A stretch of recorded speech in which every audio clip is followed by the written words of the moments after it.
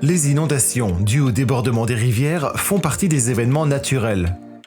Mais pour ce qui est des inondations liées à l'absorption des flux d'eau en ville, il est possible de bien mieux les gérer. Voici quelques chiffres clés de ce qu'il est possible de faire pour réduire les inondations et les pollutions urbaines qui sont intimement liées. Le premier chiffre, 80%. Aujourd'hui, on estime que 80% du réseau de gestion des flux d'eau en ville est en dysfonctionnement. Que ce soit avec des avaloirs mal disposés ou inadaptés, incapables d'absorber les flux d'eau efficacement. Ou encore des avaloirs et des réseaux qui se retrouvent bouchés par les matières transportées par les flux d'eau. Nombreuses sont les inondations qui pourraient être évitées en améliorant ce réseau. Deuxième chiffre, 65%. Il y a environ 65% des polluants qui ne sont pas liés à la responsabilité individuelle, à savoir des déchets jetés volontairement tels que des mégots ou des emballages plastiques qui contribuent à boucher les réseaux.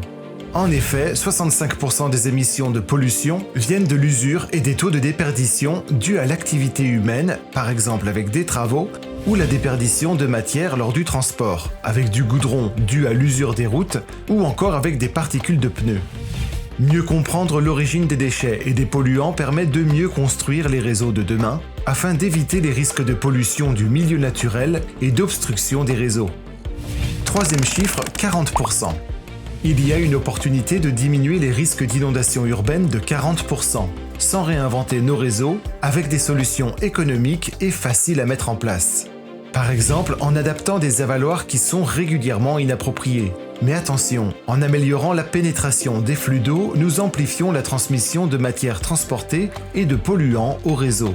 Pour cela, nous plaçons sous les avaloirs des systèmes filtrants avec des surverses à grand débit. Mettre en place ces solutions, c'est également réduire les coûts. Si vous diminuez les matières, les coûts d'entretien s'effondrent, notamment les très coûteuses procédures qui requièrent l'intervention d'un hydrocureur. Virtuoso est un bureau d'études qui a une vision large et qui prend très largement en compte les chiffres que nous venons de voir pour faire ses études. Nous avons passé des mois, des années à aller dans les villes quand il pleut pour se rendre compte de ce qu'il se passe sur le terrain et avoir une meilleure compréhension de la ville et de ses flux d'eau. Notre ambition est de réaliser pour vous une étude sur mesure pour proposer des solutions simples qui satisferont tout le monde et qui viennent vraiment coller à la réalité du terrain.